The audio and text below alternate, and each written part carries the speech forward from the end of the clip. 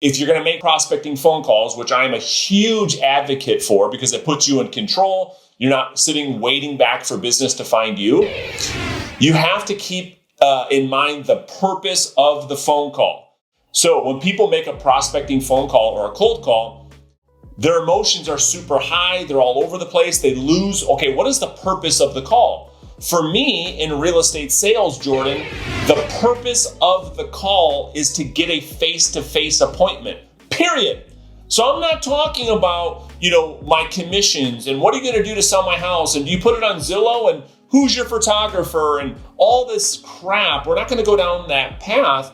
I'm going to design the call for a specific purpose. It's like dating. It's like relationships. Never in the history of the world, and we'll have a little fun, you guys will like this out there, there's never in the history of the world where two people meet for the very first time, and then one person gets on their knee, brings out a ring, and says, Jordan, will you marry me? It'd be so weird. But that's what people are trying to do, and that's what sales gurus are teaching people to do, is like, call a complete stranger, propose on the first phone call, or try to sell them. We don't even know if we're a good fit, which leads us right into the 3 rules that I have for cold calling. So why don't we jump into that, and then we'll break down the how, and then we'll answer some questions. So my first rule for cold calling is nothing is as it seems. So what that means, what rule number 1 means, is as you're calling prospects, they're naturally going to be in reflex resistance.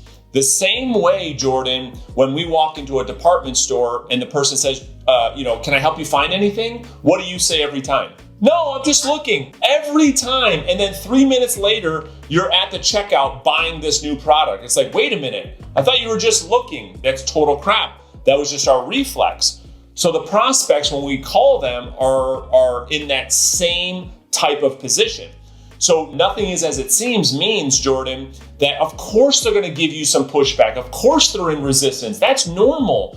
What we can't do is take that literally. So we can't jump all over that and start responding to objections and all of that stuff, which leads me into rule number 2. And then I want your take on these rules too, which is never taking the bait. Okay. So as an example, you call a prospect who has a life insurance policy with another company. And, they say, we're really, really happy with our current carrier right now. The untrained salesperson, Jordan, takes the bait, jumps all over that and starts trying to sell and overcome objections. We're not there yet, right? Which brings us into point number 3, which is telling is not selling. We have to ask questions. So before we break down the phone call, those are the 3 rules that everyone on this call today with us needs to understand deeply. I have, just like last week when we talked about responding to objections, having a 5-part process, right? I have a 5-part process to nail your cold call every single time. Number 1, when we call a targeted list, you are going to have the name of the person that you're calling. So if I'm calling somebody and the prospect's name I see is Jordan KALES, as soon as a man answers the phone and Jordan says hello, I'm going to say, Jordan, that's how I'm going to start the call. And here's why. Think about, Jordan, when you were back at school and you were down like doodling, right? And you were not paying attention.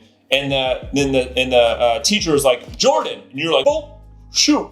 Because your first name is the most beautiful word in the English language. And every time I say Jordan, I capture your attention. So it brings a familiarity to the conversation, because that word to you, to everybody else, is so potent and it automatically piques your curiosity. So when I call a prospect, I'm always going to use their first name with a question mark, using it as an upswing. So I say, Jordan, and then naturally you are curious. No, how are you?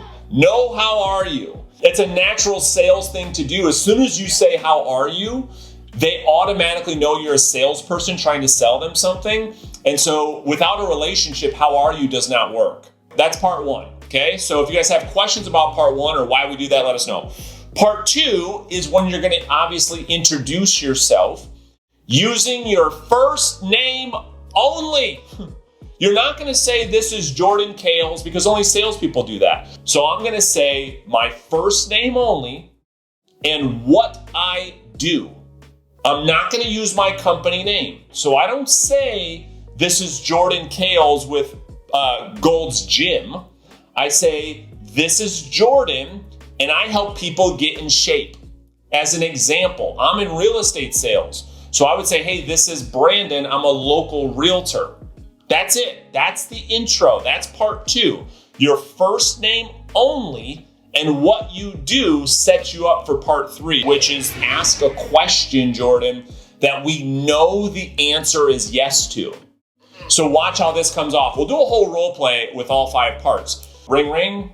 Hello? Jordan?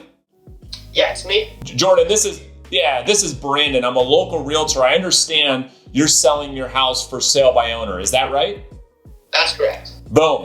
Okay, so that's part 3. That's the first 3 steps. So easy, so simple, so clean. Part 4, Jordan, is the pattern interrupt. Okay, so this is a neuro-linguistic programming skill, you guys. We use it in reverse selling all the time. In my world of real estate sales, I say, Jordan, I understand you're selling your house for sale by owner. Is that right? Jordan says, yes, that's right. They're used to realtors calling them, trying to sell them on listing their house. And I say, Jordan, I completely respect that. I mean, in this market right now, chances are you won't need a real estate agent. And now I'm just like, wow, you're going to say that to the prospect? I thought you wanted them to use you. Well, the prospect isn't used to that. The prospect's very used to hearing something like this. Well, Jordan, I'm just curious, why did you decide to go for sale by owner versus hiring a realtor? Putting the prospect on the defensive, now you're asking for an argument. We use a pattern interrupt in step 4. Let me give you another example. If I was a wealth planner or a financial planner, or I sold life insurance, and I call you and I say, Jordan, I understand you currently have a life insurance policy with John Hancock. Is that right? You say yes. My pattern interrupt as an example might be, you know what? That's a phenomenal company. I could see why you chose to do business with them. So once we use a pattern interrupt, then we go into part 5, which I call speaking in hypotheticals. Speaking in hypotheticals means you are going to put out to your point, a ridiculous situation or question to identify if the prospect has any pain or any problems that your product or your service can solve, okay? And when we speak in hypotheticals, Jordan, this is our way to get a good answer from the prospect because they don't feel threatened. So that's why it has to be a hypothetical question, because we don't want to put them on the defensive. So let's give everybody an example. So if I was a real estate agent, what you don't want to do is in part 5 to say, well, I know you're selling by owner. Would you consider meeting with me and listing your home with me right now? That's a very matter of fact, putting you in a position. You don't want to do that. No. You don't. Nope. Okay. So Just clarify. what you want to do is speak in hypotheticals. So that might sound like this. Jordan, listen, chances are you're going to sell this house on your own with how hot the market is. I'm curious if in 30, 60, 90 days from now, you can't. At that point, would you consider maybe talking with a realtor and looking at some other options? So I'm putting this way out into the future. Something that your mindset right now is like, dude, that's never going to happen, which is what I want, so that I can get you to give me a good answer, right? So that's what speaking in hypothetical means, is pushing something out into the future. Make it appear, Jordan, that this thing is never going to happen to the prospect. So the prospect doesn't feel threatened to give you the right answer. Because all I'm looking for is to entice them to give me a good answer. Let me give you another example. So let's use the financial planner example again, okay? Sure. So speaking in hypotheticals to lower the threat might sound something like this. Jordan, listen, John Hancock's a great company. I mean, chances are you'll probably be with them for a long, long period of time.